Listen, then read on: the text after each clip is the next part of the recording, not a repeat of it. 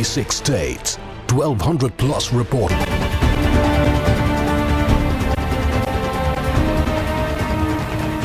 20 minute में 20 खबरों में आप सभी दर्शकों का स्वागत है। आपके साथ मैं हूं आसिफ खान। हम अगले 20 मिनट में आपको देश दुनिया की 20 ऐसी खबरें बताने वाले हैं जो इस वक्त न केवल सुर्खियों में है बल्कि दिलचस्प और अहम भी है। तो शुरू करते हैं 20 मिनट में 20 खबरों का सिलसिला। सबसे पहले देखते हैं राजस्थान की कौन कौन सी खबरें इस वक्त अहम हैं। दौसा जिले के मानपुर इलाके में बदमाश पूरी तरह बेखौफ हो चुके हैं। रात के समय राहगीरों को रोककर उनसे लूटपाट करने से भी गुरेज नहीं कर रहे। शुक्रवार रात भी घुमना गांव के नजदीक कुछ बदमाशों ने सड़क पर पत्थर लगाकर लोगों को रोककर उनसे लूटपाट की। मिली जानकारी के मुताबिक एक व्यक्ति बहरवांडा से सवाई माधोपुर के शिवला गाँव जा रहा था। तभी मानपुर थाना इलाके में घुमना गाँव में सड़क पर करीब आधा दर्जन बदमाशों ने पत्थर लगा रखे थे, जिससे कार चला रहे शख्स नरसी लाल मीणा को गाड़ी रोकनी पड़ी। तभी घात लगाकर बैठे करीब आधा दर्जन बदमाशों ने गाड़ी के शीशे तोड़ दिए, जिसके बाद बदमाशों ने पीड़ित व्यक्ति के 2 मोबाइल और जेब में रखी नकदी भी लूट ली और मौके से फरार हो गए। जैसे तैसे पीड़ित व्यक्ति पास में ही स्थित एक मंदिर में पहुंचा तो वहां मिले व्यक्ति के जरिए ग्रामीणों को घटना की जानकारी दी, जिसके बाद ग्रामीणों ने मानपुर थाने में और स्थानीय पुलिस अधिकारियों को फोन किया, लेकिन किसी ने फोन नहीं उठाया। जिसके बाद रात करीब 2 बजे पुलिस कंट्रोल रूम को घटना की जानकारी दी गई। इसके बाद करीब 3 बजे मानपुर थाना पुलिस मौके पर पहुंची और मौका मुआयना कर बदमाशों की तलाश में जुट गई है। गौरतलब है कि पिछले कुछ दिनों से मानपुर थाना इलाके में आपराधिक घटनाएं बढ़ती जा रही हैं। 22 जुलाई की रात को भी मानपुर थाने से महज 300 मीटर की दूरी पर संजय गुर्जर नामक कांस्टेबल की पीट कर हत्या कर दी गई थी। कॉलर पकड़ा और घसीटते हुए शख्स को दुकान से बाहर ले गए, जबकि तमाशबीन दम साध कर तमाशा देखते रहे। बाहर ले जाने के बाद शख्स की ऐसी धुनाई हुई कि मत पूछिए। सरेआम दबंगई की ये तस्वीरें कोटा से आई हैं, जहां के अग्रसेन बाजार में एक तेल व्यापारी के साथ मारपीट की गई। 2 दिन पहले दुकान में घुसकर मारपीट की ये वारदात सीसीटीवी कैमरे में कैद हो गई है। तस्वीरों में आप देख सकते हैं कि किस तरह पीड़ित दीपक जैन से मारपीट की जा रही है। पीड़ित दीपक जैन ने रामपुरा कोतवाली थाना में मारपीट और जान से मारने की धमकी का आरोप लगाते हुए शिकायत दर्ज कराई है। पुलिस से मिली जानकारी के मुताबिक तेल के पीपे बेचने की बात को लेकर हुई कहासुनी को लेकर मारपीट की गई। एक तेल व्यापारी के साथ दूसरे तेल व्यापारी और उनके रिश्तेदारों ने मारपीट की वारदात को अंजाम दिया। फिलहाल रामपुरा कोतवाली थाना पुलिस मामले की जांच कर रही है। भरतपुर पुलिस ने करीब 2.5 महीने पहले पैसों का तगादा करने के लिए शख्स भूरी सिंह की हत्या का खुलासा करते हुए 2 आरोपियों कलुआ और बंटू को गिरफ्तार कर लिया है। मृतक भूरी सिंह कलुआ के पास उधार की राशि मांगने गया था, जहां पर उसने गांव के एक व्यक्ति के साथ मिलकर भूरी की हत्या कर दी और शव को खेत में ही गाड़ दिया। आरोपियों की निशानदेही पर पुलिस ने मृतक के पहने हुए कपड़े और मृत शरीर के अवशेष बरामद किए हैं। पुलिस के मुताबिक आरोपी कलुआ मृतक भूरी सिंह के साथ मथुरा में मजदूरी करता था।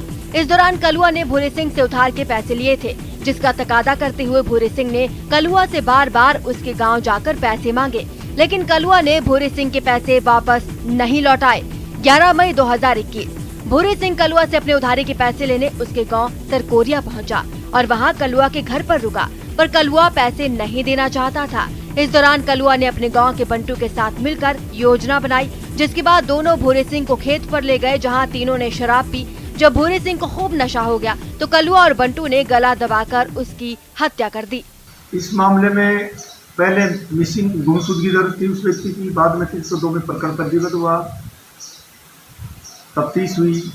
तफ्तीश के दौरान अलीगढ़ जाकर थाना इगलास क्षेत्र में गांव सरकोरिया नाम के गांव में इन 2 व्यक्तियों को गिरफ्तार किया गया है।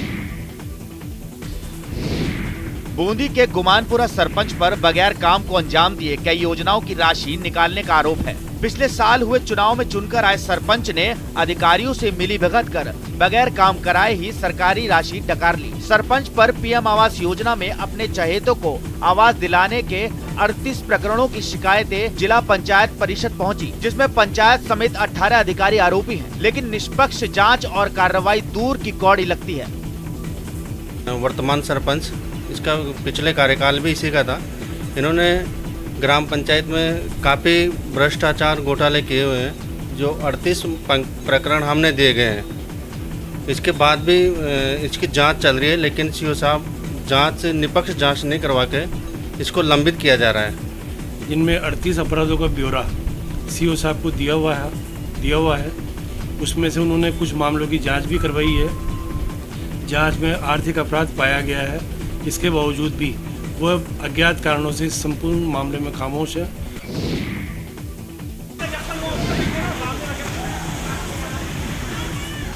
कोरोना को न्योता देने वाली ये भीड़ तब जब जानकर तीसरी लहर की चेतावनी दे रहे हैं, पब्लिक को जानलेवा वायरस से सचेत कर रहे हैं, लेकिन चंद लोगों की वजह से जानलेवा वायरस के खिलाफ छेड़ी गई इंसानियत की जंग कमजोर पड़ती नजर आ रही है। हैरान परेशान करने वाली ये तस्वीरें तब जब कोरोना के बाद हालात सामान्य हो रहे हैं, लोगों के दिलो दिमाग से कोरोना का डर कम हो रहा है। खास तौर से युवाओं को यह समझ आ गया है कि कोरोना से डरना नहीं है, बल्कि इससे सचेत रहना है। आपके टीवी स्क्रीन पर नजर आ रही ये तस्वीरें सवाई माधोपुर के पिकनिक स्थल की हैं। यहाँ जिला प्रशासन के आदेशों की जमकर धज्जियां उड़ाई जा रही हैं। सवाई माधोपुर जिला कलेक्टर राजेंद्र किशन ने जिले के सभी पिकनिक स्थलों पर लोगों की आवाजाही को लेकर रोक लगाने के आदेश जारी किए थे, लेकिन इन आदेशों की अनदेखी कर सैकड़ों लोगों की भीड़ पिकनिक स्थलों पर उमड़ रही है। ऐसा ही नजारा सीता माता पिकनिक स्थल पर भी देखने को मिल रहा है, जहां पर सैकड़ों लोगों की भीड़ नजर आ रही है। आमेर महल के सामने वॉच टावर पर बिजली गिरने के हादसे के बाद बिजली सी तेजी के साथ एक्टिव नजर आया पुरातत्व विभाग। ऊंचाई वाले स्मारकों पर तड़ित चालक लगाने में कछुआ सा सुस्त पड़ गया है। मामले को लेकर आमेर और नाहरगढ़ में करीब 21 तड़ित चालक के प्रस्ताव 15 जुलाई को ही भेज दिए गए थे, लेकिन अब तक मौके पर कुछ नहीं हुआ है। जी हां, हमारी खबर के बाद हरकत में आए प्रशासन ने तुरंत तड़ित चालक लगाने की कार्रवाई शुरू की थी, लेकिन चंद कदम चलने के बाद ही मामला ठंडा पड़ गया। ऐसे में बड़ा सवाल ये है कि मानसून में जब मौसम खराब रहता है और बिजली गिरने की संभावना ज्यादा रहती है, तभी अगर थंडर स्टिक नहीं लगाई गई तो फिर बाद में उनका उपयोग क्या होगा। इस पूरे मामले में त्वरित एक्शन की जरूरत है कि जो लंबे चौड़े प्रोसेस होते हैं वो अगर लगेंगे तो फिर शायद ये फाइल अटक जाएगी बीच में, या ना जाने कब तक ये जो है तड़ित चालक यंत्र लगाए जाएंगे।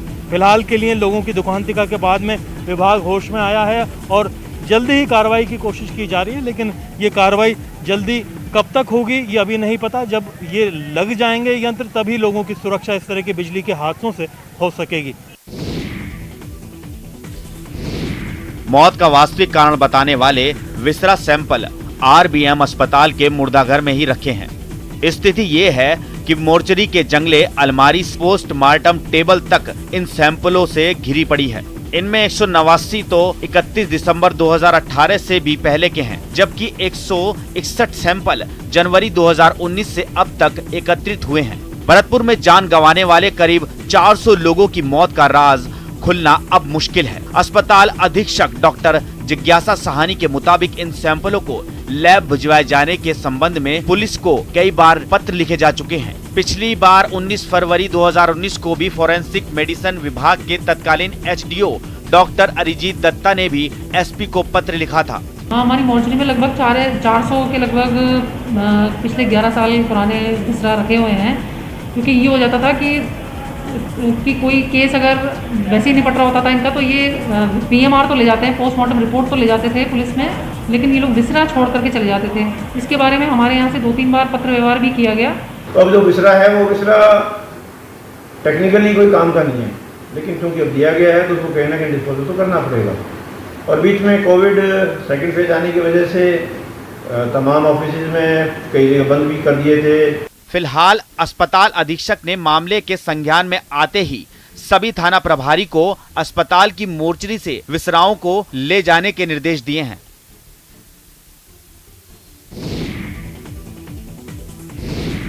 हमारे पास जितने फॉर्म आ गए उसमें से हमने आज जो है उनको आर्थिक सहायता जारी करने का निर्णय ले लिया है, और आज हम जो फॉर्म आए उपलब्ध फॉर्म है उसमें से चयनित कर 47 कलाकारों को 5-5 हज़ार रुपये की सहायता राशि उनके सीधे खाते में डाल दी गई है, और 26 लोगों को और स्वीकृति जारी कर दी गई है जो कल उनके खाते में डाल दी जाएगी। मैं सोचता हूं कि हिंदुस्तान का पहला राज्य राजस्थान है। कोविड महामारी के समय सीएम गहलोत ने कलाकारों को 5,000 रुपए की एक मुश्त सहायता देने का अपना वादा निभाया। 30 जुलाई को जोधपुर में 47 कलाकारों के खाते में सहायता राशि ट्रांसफर कर दी गई। सीएम गहलोत के इस फैसले से आर्थिक रूप से कमजोर और जरूरतमंद करीब 2,000 कलाकारों को राहत मिलने जा रही है। ये सहायता राशि कलाकार कल्याण कोष के माध्यम से दी जा रही है। गौरतलब है कि मुख्यमंत्री ने इस वर्ष राज्य बजट में जरूरतमंद कलाकारों के कल्याण के लिए इस कोष में 15 करोड़ रुपए का प्रावधान किया है। इससे पहले कोरोना में आर्थिक संकट से जूझ रहे कलाकारों के लिए बिहार सरकार ने 1500 की प्रोत्साहन राशि देने का ऐलान किया था। इसके लिए कलाकारों को सरकार की योजनाओं से जुड़ा 5 मिनट का वीडियो बनाना है।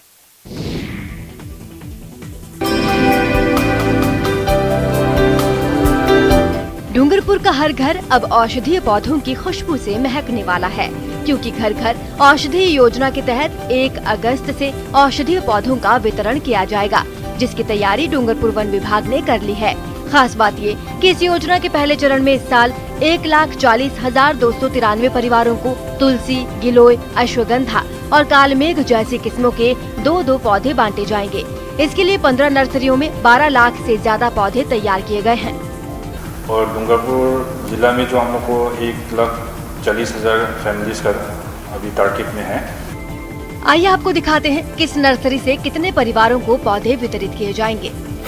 आंतरी नर्सरी से 11,364, डेचा से 5,682, दोवड़ा से 11,364, लक्ष्मण सागर से 15,293, आसपुर से 5,682, निठाउआ से 5,682, सावला से 11,364, भानवारिया से 5,682, छापे से 5,682, दो नदी से 11,363, गेंजी से 11,364, पातेला 5,682, घाटा माविता 11,363, धम्बोला से 11,363 और कुआ से 11,363 परिवारों को पौधे वितरित किए जाएंगे।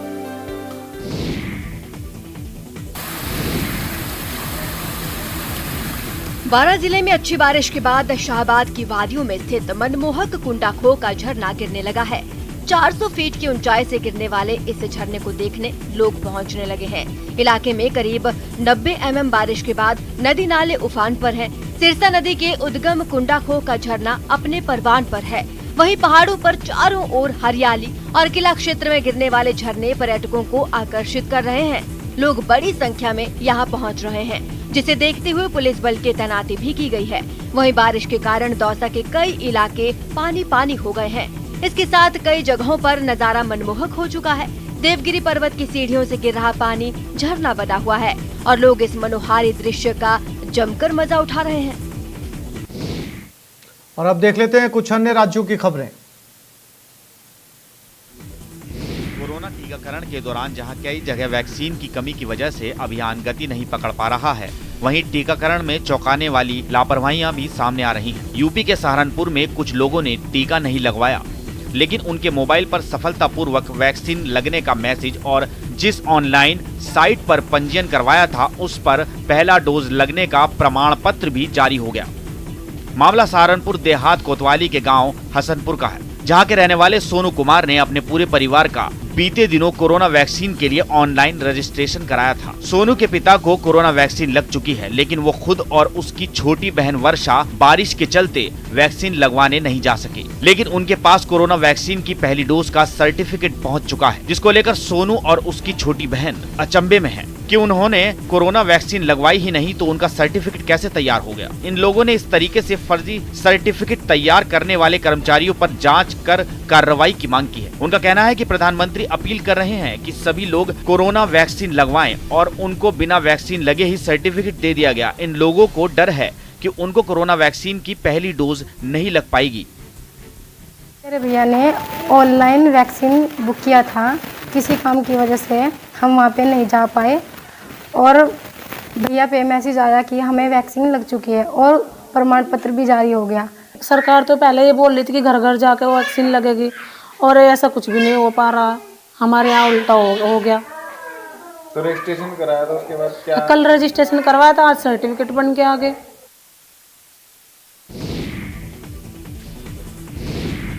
यूपी के बांदा में स्वास्थ्य विभाग की घोर लापरवाही सामने आई है। गर्भवती महिला ने कई बार 102 एम्बुलेंस को फोन किया, लेकिन फोन करने के बावजूद उस तक एम्बुलेंस नहीं पहुंची। मामला अरतरा थाना क्षेत्र के तुर्रा गांव का है, जहां एक महिला ने प्रसव के लिए कई बार 102 एम्बुलेंस को फोन किया, लेकिन फोन करने के घंटों बाद भी एम्बुलेंस मौके पर नहीं पहुंची, जिसके बाद दर्द से बेहाल महिला को परिजनों ने बस में बैठाकर 40 किलोमीटर दूर बांदा तक पहुंचाया। इसके बाद शहर मुख्यालय से महज 2 किलोमीटर दूर बाबूलाल चौराहे पर फिर एम्बुलेंस को फोन किया, जिसके बाद एम्बुलेंस मौके पर पहुंची और महिला को बांदा जिला अस्पताल लेकर चली। लेकिन अस्पताल पहुंचने से पहले ही महिला ने एम्बुलेंस में ही बच्चे को जन्म दे दिया। जच्चा और बच्चा को बीमार हालत में बांदा अस्पताल में भर्ती कराया गया है।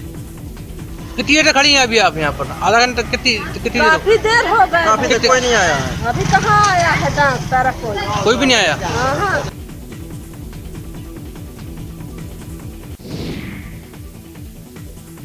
आपदा के समय दूसरों की जान बचाने वाले खुद डर के साए में सांस लेने के लिए मजबूर हैं। तस्वीरें बिहार के भागलपुर की हैं। जिले में एसडीआरएफ के 37 जवान हैं, जिनके रहने के लिए जिला शिक्षा परियोजना के कैंपस में एक हॉल दिया गया है, जिसमें जवान रहते भी हैं और इसी के एक किनारे में कार्यालय भी चलता है। वहीं भवन जर्जर होने के कारण जवानों को हमेशा हादसे का डर सताता रहता है। और तो और इनके लिए बाथरूम की व्यवस्था है, न ही मेस की। बाथरूम के लिए इन्हें स्कूल की बिल्डिंग में जाना होता है। दिन में स्कूल खुले होने के कारण बाथरूम जाने में भी जवानों को परेशानी होती है। जवान कई बार ग्रुप कमांडर से गुहार लगा चुके हैं, लेकिन अभी तक कोई हल नहीं निकला है। परेशानियाँ तो सर यहाँ बहुत अधिक है, क्योंकि हम लोग को जिस छात्रावास में हम लोग रहते हैं, यहाँ हम लोगों का जवानों का सर कम से कम 25% इसमें कटौती किया जाता है। और कटौती करने के बाद भी लाइटिंग का व्यवस्था यहाँ तक है कि हम लोग को स्कूल में जाना पड़ता है, जहाँ पे दिन में क्लास लगता है सर, तो वो भी हम लोग का ज़्यादा परेशानियाँ होती हैं। मकान का स्थिति देख ही रहे हैं सर, अब जर्जर कितना है। यहाँ कब यहाँ पानी छूटा है सर। और यहाँ पे देखिए सर, हम लोग का ये किचन बना हुआ, किचन जो कि हम लोग बावन में उपयोग किया जाता है, जो भी बनता है हम लोग का। तो खुद देख रहे हैं कि कितना दिक्कत है, यहाँ पे रहने में बहुत कठिनाई हो रहा है। जहाँ तक कि है कि बिल्डिंग का भी जर्जर स्थिति है, ना तो यहाँ पे सुचारू ढंग से रहने की व्यवस्था है, ना रसोई का यहाँ पे व्यवस्था है सही ढंग से, ना शौचालय का व्यवस्था है। वायरिंग भी बहुत डरावना है, यहाँ पे बीच बीच में शॉर्ट सर्किट भी होते रहता है।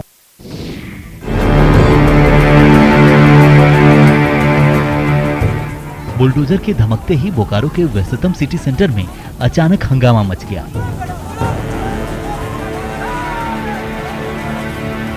जेसीबी का भारी भरकम पंजा हाई प्रोफाइल नेक्सा शोरूम की चमचमाती दरो दीवार को तहस नहस करने लगा।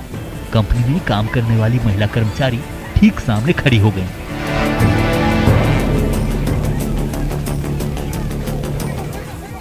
फिर भी बुलडोजर का इस्पाती हथौड़ा थमने को न हुआ।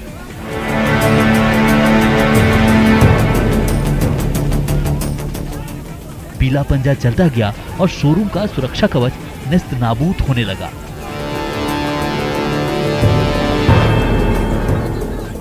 तभी बुलडोजर के साथ आए पुलिस के जवान और कंपनी के कर्मचारियों के बीच झड़प शुरू हो गई। फिर तो देखते ही देखते सिटी सेंटर का ये खूबसूरत इलाका जंग का मैदान बन गया। सामने देख रहे हैं कि लड़की खड़ी है, तो भी वो लोग बुलडोजर लेकर आ रहे थे और लाठी लेकर 2 पुलिस वाला था, जिसके कारण एक लड़की अभी घायल है। बीजीएस में नहीं है तो चलिए आप बीजीएस। घटना बड़ी शर्मनाक है, शर्मनाक घटना। ये लेडीज के ऊपर, पूरा लेडीज के ऊपर लाठीचार्ज किया गया। लाठीचार्ज करना बहुत गलत बात है। कुछ तस्वीरें आपको आश्चर्य में डाल देती हैं।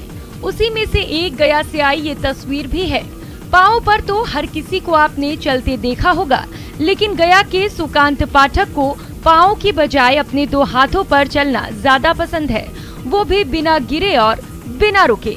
संतुलन और रफ्तार का उस्ताद शुभम ब्रह्मयोनी पहाड़ की खतरनाक सीढ़ियों से मजे से नीचे उतर जाते हैं। न कोई डर है और न मन में कोई फिक्र। बड़ी सावधानी के साथ एक एक सीढ़ी पर एक एक हाथ जमाता है और उसके सहारे बिना रुके फर्राटे से नीचे उतरता चला जाता है। उसका ये कमाल जो कोई भी देखता है दंग रह जाता है। 100 से ज्यादा खतरनाक सीढ़ियां महज 50 सेकंड में चढ़ने का सुकांत का कारनामा इंडिया बुक ऑफ रिकॉर्ड में दर्ज हो चुका है। नाइजीरिया की राजधानी अबुजा में मानव तस्करी के विरोध में कुछ संगठनों ने प्रदर्शन किया। बताया गया कि नाइजीरिया में धड़ल्ले से मानव तस्करी का खेल जारी है और इस पर लगाम लगाने की मांग करते हुए वहां के कई संगठन सड़कों पर उतरा। इन संगठनों से जुड़े लोग हाथों में पोस्टर और बैनर लेकर वहां के कई इलाकों से गुजरे और वहां के लोगों को इसके खिलाफ जागरूक किया। इस प्रदर्शन में शामिल कई वो लोग भी थे जो तस्करों के चंगुल से भागने में कामयाब रहे। बताया गया कि नाइजीरिया से 148 देशों में मानव तस्करी की जाती है। इटली में सख्त कोरोना नियमों के खिलाफ वहां की संसद में विपक्ष के कुछ नेताओं ने जोरदार हंगामा किया। इटली की सरकार ने लोगों को घरों से निकलने और भीड़-भाड़ वाली जगहों जैसे मॉल, सिनेमा हॉल, रेस्टोरेंट और जिम जाने के लिए ग्रीन पास जरूरी कर दिया। ये नियम 6 अगस्त से लागू हो जाएगा, जिसके विरोध में वहां की संसद में संग्राम छिड़ गया। सदन में मौजूद विपक्षी नेता वेल में आ गए और हंगामा करने लगे। इस दौरान सभी के हाथों में कई पर्चे भी दिखाई दिए जिन पर ग्रीन पास के विरोध में नारे लिखे थे। सभी ने एक सुर में इस नियम को लागू न करने की मांग की। सदन में हो रहे हंगामे के दौरान एक नेता को जब वहां मौजूद अधिकारियों ने रोकने की कोशिश की तो वो दौड़ते हुए वहां से बाहर चला गया। ग्रीन पास का मतलब यह है कि जिम, रेस्टोरेंट, सिनेमा हॉल और नाइट क्लब में सिर्फ वही अंदर जा पाएंगे जिन्हें पिछले 9 महीने में कम से कम वैक्सीन की 1 डोज लग चुकी है, या फिर जिनको 6 महीने के दौरान कोरोना होकर वो ठीक हो चुके हैं, या फिर जिनकी 48 घंटे पहले कोरोना टेस्ट रिपोर्ट नेगेटिव है, जिसका इटली के विपक्षी दल विरोध कर रहे हैं। जबकि वहां की सरकार का दावा है कि ये सख्ती सिर्फ इसलिए की जा रही है ताकि लॉकडाउन जैसे कड़े कदम उठाने की नौबत ना आए। अमेरिका के पेंसिल्वेनिया में आए ताकतवर तूफान ने वहां इतनी तबाही मचाई कि उसकी वजह से कई लोग बेघर हो गए। यही नहीं, कुछ लोग तो तूफान की चपेट में आकर बुरी तरह घायल भी हो गए। तूफान ने उन्हें संभलने का मौका तक नहीं दिया और वो जहां जहां से गुजरा वहां तबाही मचाता चला गया, जिसका सबूत है ये बर्बादी। न वहां घर बचे, न पेड़ पौधे और न ही गाड़ियों पर तूफान ने कोई रहम किया। पल भर में पूरे इलाके की तस्वीर बदल गई। जिन मकानों में कभी लोग रहा करते थे वो ताश के पत्तों की तरह जमीन पर बिखरे नजर आए। पलक झपकते ही उनका नामो निशान मिट गया। मकानों का मलबा तूफान से हुई बर्बादी की खौफनाक दास्तां को बयां करता नजर आया। तेज हवाओं की चपेट में आई कई गाड़ियां इधर उधर पलटी नजर आईं। 5 people that were injured, told all 5 individuals are not life-threatening and not critical. कुदरत का ये कहर सिर्फ एक इलाके पर नहीं टूटा, वहाँ की ज्यादातर जगहों पर तूफान से हुई तबाही का मंजर नजर आया। हालांकि पुलिस और रेस्क्यू टीमों ने वक्त रहते मलबे में दबे लोगों की तलाश और उन्हें बचाने की कवायद शुरू कर दी, जिससे कई लोगों की जान बचाई जा सकी। पश्चिम एशिया के देश लेबनान से आग की डरा देने वाली तस्वीरें सामने आई। वहां आग जंगल में इतनी फैल चुकी है कि इसे काबू करने के लिए सेना को मोर्चा संभालना पड़ा और उसके जवान हेलीकॉप्टर के सहारे इसे बुझाने में जुट गए, जिनके जरिए ड्रमों में भरकर कई गैलन पानी धधकते जंगलों में डाला गया ताकि जल्द इस पर काबू पाया जा सके। हवाई कोशिश के साथ जमीन से भी दमकल कर्मियों ने आग को बुझाने में जी जान लगा दिया। मौके पर दमकल विभाग की कई गाड़ियां मौजूद हैं और कर्मचारी जंगल के अंदर जाकर पानी की मोटी मोटी धार जलते जंगलों में डाल रहे हैं, लेकिन आग काबू में आती नहीं दिख रही।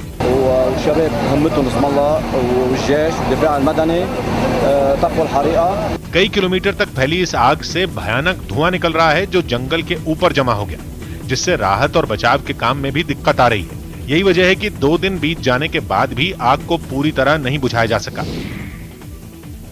इजराइल के कब्जे वाले वेस्ट बैंक में उसके सुरक्षा बल के हाथों फिलिस्तीन के एक नाबालिग की मौत ने इलाके में तनाव को बढ़ा दिया। आरोप है कि मरने वाला 12 साल का फिलिस्तीनी बच्चा एक दिन पहले अपने पिता के साथ कार में वहां के एक चेक पॉइंट से गुजर रहा था। तभी इजरायली सेना के एक जवान ने उस पर गोलियां चला दी, जिसके बाद वहां के लोगों का गुस्सा भड़क गया। उन्होंने सुरक्षा बल पर इतने पत्थर बरसाए कि जवानों को जान बचाने के लिए बख्तरबंद गाड़ियों के पीछे छिपना पड़ा। इजरायली सेना की गाड़ियों को भी फिलिस्तीनियों ने नहीं बख्शा। कुछ नकाबपोश लोगों ने तो सड़क पर रखे डस्टबिन को सुरक्षा कवच बना लिया और फिर उन लोगों ने सेना के जवानों को निशाना बनाया।